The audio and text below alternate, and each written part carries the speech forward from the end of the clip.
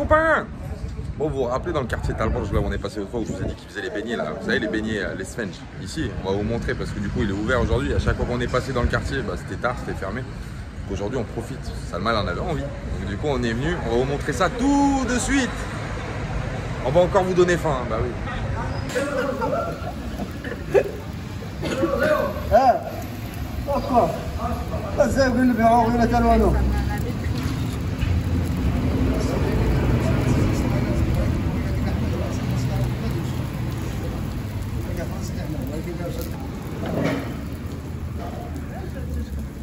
La minette, elle fait les Sven.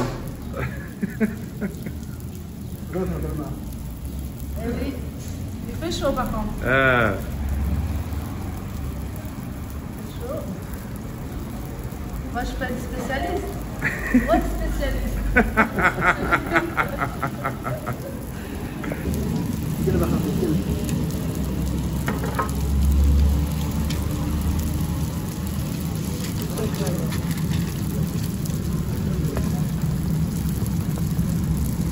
Si vous voulez manger les meilleurs Svenj d'Agadir, franchement, hein, je fais pas de pute, moi il me paye pas le mec hein, pour que je dise ça.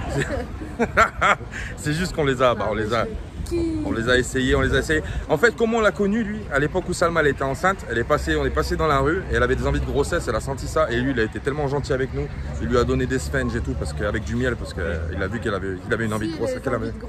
Bah, je suis juste passée, j'ai juste fait. Il m'a dit bien. Et il lui a donné.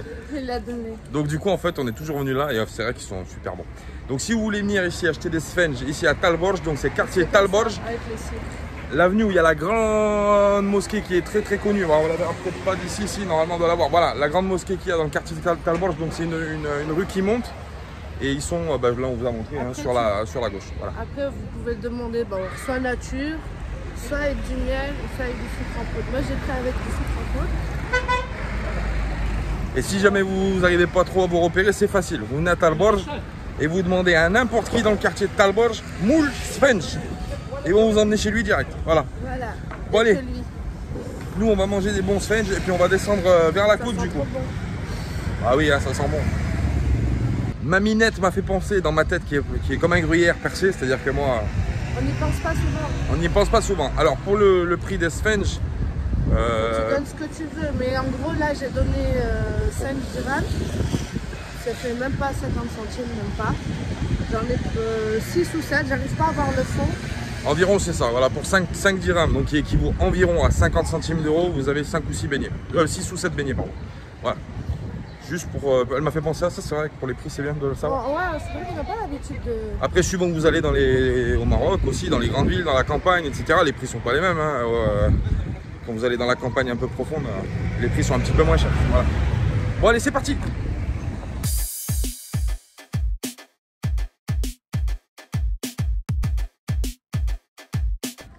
Bon les copains! Salut! Bon, on vous emmène voir un petit spot de pêche. Alors ici, il y a les Marocains locaux qui viennent ici. Et alors en fait, tout autour de la marina, vous avez la marina donc, qui est juste derrière là. Et puis autour de la marina, vous avez tous ces grands grillages. Alors on passe derrière. Bon, c'est un peu archaïque, mais voilà. Il y a d'autres spots, donc tout autour. Et les Marocains viennent pêcher ici. Voilà, donc ici, vous voyez, on est aux abords. Donc vous voyez là, vous reconnaissez la grande plage par laquelle on est arrivé. On fait le tour, on commence à rentrer dans la marina et on longe après les barricades. Et ici, donc tous les Marocains ils viennent se poser ici pour pêcher. Bon, là c'est un peu tôt, hein. Normalement ils viennent plutôt vers la fin d'après-midi, début de soirée. Et ici, tout le long, donc, il y a du monde qui vient se poser pour pêcher. Et ici aussi, de l'autre côté là-bas, vous pouvez venir aussi parce que c'est super intéressant. Derrière le gros champignon là-bas, ici il y a des bons spots, il y a des sacrés macros là-bas, il y a des bandes macros qui passent, c'est vraiment intéressant. Alors moi je venais pas ici exactement, moi j'allais de l'autre côté là-bas. Et aujourd'hui on a voulu rentrer, on s'est fait refoule par un mec de la sécurité, bon, qui y est une fois sur 50, mais bon, aujourd'hui il y était, on n'a pas eu de bol. Bon alors au Maroc on attrape quoi? Qu'est-ce qu'ils pêchent ici? Dans l'Atlantique, donc à la petite canne, on pêche beaucoup de maquereaux, de la dorade, du sard, énormément. Ils le pêchent avec une espèce de pâte qu'on appelle l'argina ou le pelota, ça dépend. Donc c'est de la sardine qui est hachée, enfin qu'on écrase avec les mains et qu'on mélange avec de la farine, un peu d'huile de sardine. Et parfois les gens ils y rajoutent, les pêcheurs d'ici, c'est un petit secret de fabrication, de l'huile de foie, de poisson, pour que ça sente vraiment fort. Et les maquereaux ils adorent ça. Voilà, les maquereaux ils sautent dessus direct. Donc on les pêche avec un petit trident, on fait une boulette avec la patte que je vous dis, on la met sur l'hameçon, enfin sur le trident, et les maquereaux ils sautent dessus quand ils passent en banc, vous faites que ça. Les pêcheurs locaux ici pêchent beaucoup le poulpe avec des espèces de câbles où ils prennent des poissons vivants, des vifs, voilà, ils les entourent autour d'un espèce de morceau de bois avec des grands hameçons fabriqués maison généralement. Ils pêchent le poulpe avec ça, le congre, l'anguille de mer, ce qu'on appelle le semta ici. Et puis voilà, et puis après on a tous les poissons, voilà, ceux qui pêchent en surf casting par exemple sur les plages, eux ils cherchent le bar, ils cherchent le barracuda, voilà, des poissons un peu plus sportifs. Mais généralement les petits pêcheurs marocains qui viennent ici font des très bonnes recettes avec vraiment peu de matériel et peu de coûts d'investissement d'appât en fait, hein, parce que c'est vraiment des trucs récupérés. La sardine ici, il faut vous rappeler que le Maroc c'est le pays exportateur numéro 1 de la sardine, donc pour à peu près 1 euro, vous avez 1 kilo de sardines, voilà. Donc si vous voulez faire une bonne partie de pêche à 1 euro, enfin 1 kilo de sardines, il y a de quoi faire. Hein. Et après, si vous êtes intéressé pour la grande pêche, vraiment la pêche de fou, il faut descendre sur Dakhla, parce que Dakhla c'est le spot de pêche par excellence.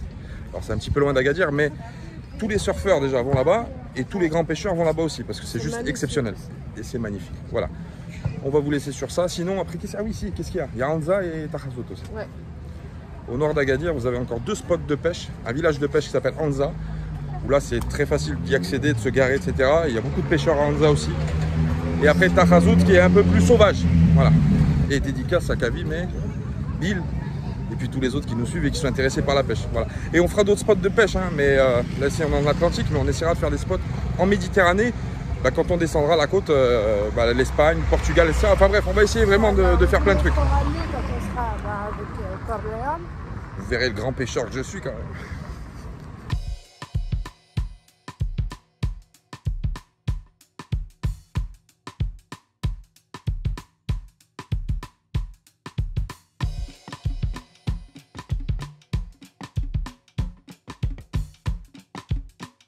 Et bonjour. Salut, salut. Ah, on a changé la tonalité de voix. Oui.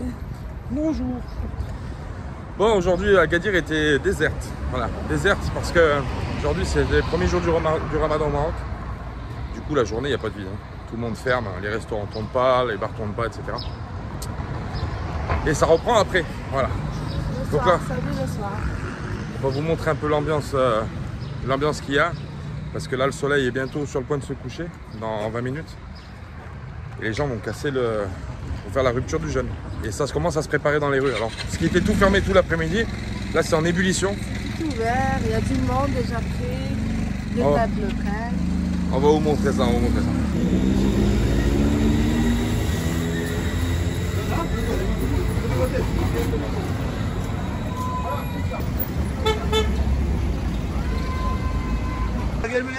Bon, vous voyez derrière moi là, c'est le feu, hein. Ça y est, c'est reparti, c'est parti là. Les gens ils préparent à manger, les gens viennent se poser. Ils sont assis, ils attendent juste la dame. Ouais. Il n'y a pas la prière pour pouvoir casser le jeûne. C'est ça. Donc tout le monde est en terrasse, tout le monde se pose, tout le monde. Et franchement, ça fait bizarre le contraste parce que c'est vrai que l'après-midi, il y a personne, hein. C'est vide, hein.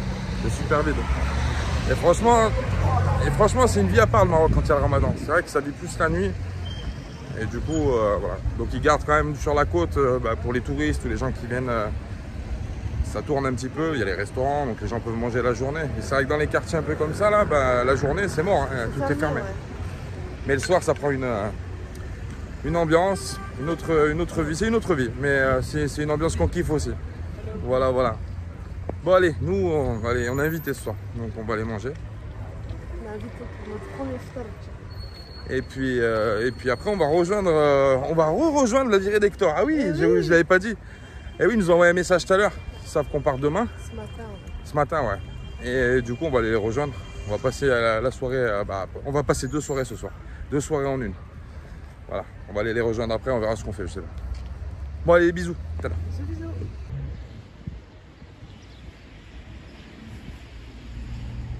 Et coucou les amis. Salut. Bon, on est à l'aéroport d'Al-Messaira. Du coup, on rentre en France. Alors, on a passé une petite soirée avec Jean-Marc et Sophie de la virée d'Hector. Des gens super sympas, je le redis encore. Allez voir leur chaîne parce que c'est vraiment bien. Bisous à vous, oui les copains. Et puis allez voir leur chaîne parce que ils ont un camion aménagé qui est super sympa à découvrir. Et puis il vadrouille hein, comme nous. Hein. Donc là, on rentre pour la France. Ben, faut rentrer parce qu'on a le bus à rattaquer. Donc demain, die, on va retourner au travail. Peut-être pas demain quand même. Si, demain.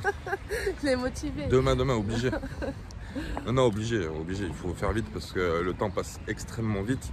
Et puis là, on est passé à presque déjà 15 jours à travers sur le planning. Donc bon, il va falloir quand même mettre un petit coup.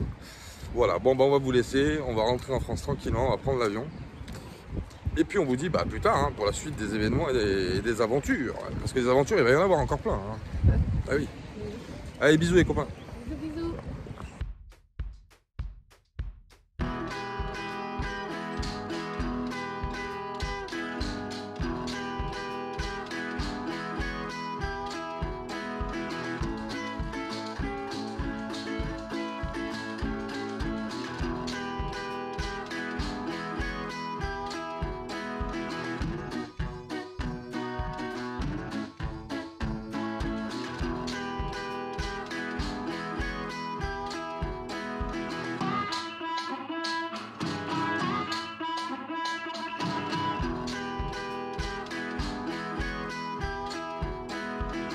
Ça va chérie? Ça va les copains? Bon ça y est, on est bien revenu en France. On est arrivé hier, on est arrivé, tout s'est bien passé.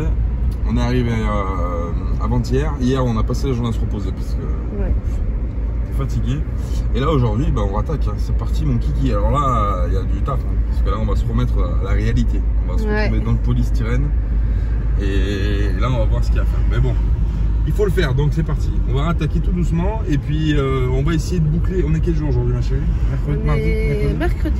Mercredi. On va essayer, j'ai bien dit on va essayer. Parce que j'aime bien me mettre des micro-challenges comme ça me permet d'avancer étape par étape. On va essayer de finir l'isolation des côtés, donc droit et gauche, avant la fin de semaine. Ça serait bien. Voilà. Ouais. Ça serait bien, comme ça on rattaque après. On rattaque quoi après? On attaque après le cloisonnage. Voilà. Donc on va essayer de faire ça. On vous emmène avec nous, c'est reparti. Hein. C'est un peu moins glamour que les plages de Miami Beach, mais de Gadir Beach, du moins. Mais faut y passer quand même. Allez, oui.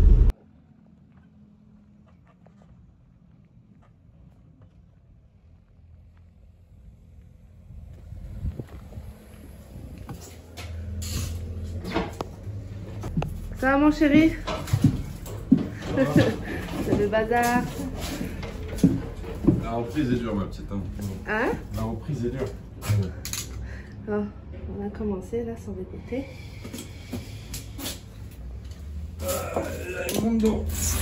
La reprise est dure mon bébé? Ah ouais, la reprise est compliquée. Hein. Pense à quand on va partir. Ça va t'aider. Ça va te motiver. Pense à quand on va partir. Hein? Ah oui. Hein. Ah oui. Ça a été pris à la caméra ça. Bon les copains, on a attaqué tout doucement. Alors aujourd'hui, doucement, vraiment piano, hein, parce que franchement, on a attaqué l'isolation du fond. Et puis on a attaqué de gommer en scotch toutes les, vous voyez, toutes les traverses, etc. pour y venir bientôt appuyer les tasseaux de bois pour pouvoir fixer le plafond, etc. Alors on recommence tout doucement, évidemment, bien sûr, parce que c'est fatigant. C'est fatigant de rattaquer comme ça d'un but en blanc, mais bon, on n'a pas trop le choix. Là, je pense qu'on en a encore pour une bonne semaine, comme je vous disais. On espère, d'ici une semaine, on aura bien avancé. Et je pense qu'on pourra commencer à parler un peu plus sérieusement d'agencement. Voilà. Mais on voyait les pianos hein, quand même. On va pas se tuer à la tâche non plus. Hein. Ah oui. Sûrement, mais doucement. Doucement, mais sûrement. Voilà. Ce qui est vraiment casse-tête, en fait, vous voyez, sur l'isolation, c'est l'arrondi arrière ici, là, à isoler. Là. Donc de ce côté, c'est juste des petites plaques, des petits morceaux qui viennent sans coller les uns aux autres. Et c'est vraiment pas évident à passer. Il y a les câbles, il y a les faisceaux qui passent au milieu, machin. Donc c'est vraiment une petite galère à faire. Mais bon, on est obligé de le faire. On va le faire tranquillou. Et puis la minette qui a commencé l'isolation des parois de côté, de latéral. Voilà, elle a commencé ça, elle a bien bossé, hein, parce que franchement, découpé avec un katana. Donc on a attaqué ça aussi parallèlement. On essaye de faire petit à petit de l'arrière. On va essayer de tout boucler, de finaliser, puis d'aller vers l'avant. Comme ça, après, on pourra avoir un autre objectif. Ça sera le plafond. Bah oui, après on montrera le plafond. Voilà, voilà. Bon, on va vous laisser sur ça. On vous fait des gros bisous. Et puis on vous dit, à demain. À plus dans le bus. Bah ça marche maintenant. Bah oui, j'ai un bus. Des bisous les copains. Des bisous. Ma Minette. Oui. Ça va mon cœur? Ça va, je fais du puzzle. Ouais, et ma chérie, elle fait des puzzles pour faire l'isolation des côtés. Et elle le fait super bien en plus. Hein. Franchement, c'est nickel. C'est au cordeau comme on dit. Bon, nous on est toujours, on a attaqué. Alors regardez pas le bazar. Hein. On a fini l'isolation du retour arrière qui n'a pas été super facile à faire parce que franchement c'était galère l'arrondi. Là je suis en train de finir d'arracher la colle. Et après on va attaquer l'isolation du truc. Et après on va replaquer. Alors oui, vous vous rappelez le coffre en haut, vous savez, où on encastre à l'intérieur tout le module électrique là, avec les fusibles, etc. que j'avais démonté tout seul là. Je m'étais un peu emmerdé. Donc on plaquera le coffre du haut, l'habillage contour de vitre aussi, pareil, qui est fait dans la même chose. On nettoiera, on le plaquera, etc. Et une fois que ça c'est fait, on vient tout revisser sur la fenêtre. Et on vient prendre en sandwich l'isolation. Et derrière, après, on attaquera le sol, la petite marche là, que vous voyez au fond, là, en bas. L'ancienne place des banquettes arrière. Et ça, on viendra y fixer le châssis des banquettes arrière d'origine que je garde. On le peindra en noir parce qu'il est en jaune. Et ensuite, on viendra faire les fixations du lit pour faire un lit vérin, un lit qui se lève et qui sera fixé sur les fixations du châssis siège d'origine. Voilà, je ne sais pas si vous m'avez compris, mais bon, vous verrez. Restez fidèles aux vidéos, comme ça vous allez tout comprendre d'un coup ce qui se passe. Voilà, parce que des fois, moi j'ai des idées, ça passe dans tous les sens et puis après ça se remet dans l'autre. Voilà, on va continuer un petit peu aujourd'hui. Il fait pas super beau, mais bon, c'est pas grave, faut se motiver parce qu'il faut le faire. Et puis on est pressé un peu de repartir là. Franchement, on vient de finir de monter la vidéo du Maroc, là, une des vidéos du Maroc. Quand je revois les images, je me dis aïe aïe aïe, maman, qu'est-ce que je fais là? Mais bon, on est reparti. Ah, ma Minette! Oui. Montre-nous comment tu découpes bien. Ouais, je fais un peu à l'œil. Ça marche. Mais ça marche, ça marche. L'important c'est que ça marche. Oh la galère. Vous vous rappelez la colle là que j'ai enlevée là sur les... comment ça s'appelle? J'ai enlevé là sur les côtés là tout le long là. Cette colle où j'ai galéré là. Là il y en a à l'arrière. J'ai tout enlevé pour nettoyer comme ça là. Pour poser mon ISO. Mais c'est vraiment la galère hein, ce truc. Hein. Franchement ça colle de fou. Hein. Je sais pas comment ça s'appelle d'ailleurs. Si quelqu'un sait comment ça s'appelle ce bazar là. J'aimerais bien le savoir parce que franchement, ça me dirait du goudron, je sais pas ce que c'est. Ah, la couche que ça fait, c'est super dur. Et quand ça colle, hein, ça fait pas semblant. Hein. Franchement, si quelqu'un sait ce que c'est, s'il peut éclairer ma lanterne par curiosité, parce que franchement, je suis super étonné du pouvoir fixant et de ce bazar. Alors voilà l'arrière. Bon, on a tout gratté. Hein. Je me suis fait chier encore avec cette colle. Hein. Franchement, hein. Donc, on a tout gratté et là-bas. Au coin, qu'est-ce que je viens de découvrir? Un petit peu d'eau. Voilà, on va être reparti. Alors, recherche une fuite d'eau de l'autre côté cette fois-ci. Alors, on vérifiera déjà en premier lieu de l'autre côté, là où il y avait la fuite, de l'autre côté. Voilà, je ne sais pas si vous m'avez compris. Enfin, là où ça fuite du côté droit, on ira voir du côté gauche. Mais ça a l'air beaucoup plus bas là, donc je sais pas. Il faut regarder l'intérieur du moteur, on va voir si la laine de verre elle est mouillée aussi. C'est pas excessif, mais bon, je préfère trouver et jointer bien propre avant qu'il y ait du plaquage qui soit fait. La Minette, elle a bien travaillé aujourd'hui, je suis fier d'elle, hein. Franchement. Isolation latérale. Bon, la suite des événements, c'est trouver la fuite. Bon, ça sera, je pense, vite fait, c'est pas trop problématique là où elle est. Et puis on attaquera donc l'isolation du coffre arrière, du coffrage arrière. On fera bien propre. Un petit coffrage droit, parce que là, vous voyez, c'est pas droit ici. Hein, ici, c'est légèrement en biais. Donc, on fera un coffrage comme ça, pour faire droit, pour cacher cette pente là. Et puis après, on reviendra fixer donc les châssis ici pour pouvoir fixer le lit. Voilà. Et après, on remontera le coffre en haut, plus le capitonnage de la vitre arrière. On va tout bien nettoyer correctement avant de plaquer. Et puis après, une fois qu'on a attaqué ça, on fera passer, on attaquera à faire passer les fils électriques. Et oui, regarde, t'as vu? Elle a pas fait semblant, hein. Elle travaille fort ma chérie, non, c'est bien travaillé. Bon, on est content, on redémarre tout doucement parce que c'est vrai que... Il va falloir nettoyer ça, voilà. Ouais, on a eu un peu de mal à redémarrer, hein. Mais bon, il faut le faire parce que là on est vraiment, je vous le dis, on est vraiment à la bourre, mais à la bourre de fou. sur le schéma, sur le planning. Simple, on a perdu une semaine d'hospitalisation par rapport à la fausse couche. Voilà. Et une semaine au Maroc. Une semaine au Maroc, donc 15 jours, plus le démarrage, on est un peu dans. Le Ramadan aussi. Voilà, on est un peu dans le saut, mais bon, de toute façon, il faut que ça se fasse, donc il n'y a pas le choix, hein, on y va. Hein. Bah oui, maminette. Sinon, on va camper ici. Eh oui. Bah non. Bon, allez, nous on va finir la journée et puis on vous dit à demain, mais j'en ai qu'une. Hein. Bah voilà, à demain. Allez, des gros bisous.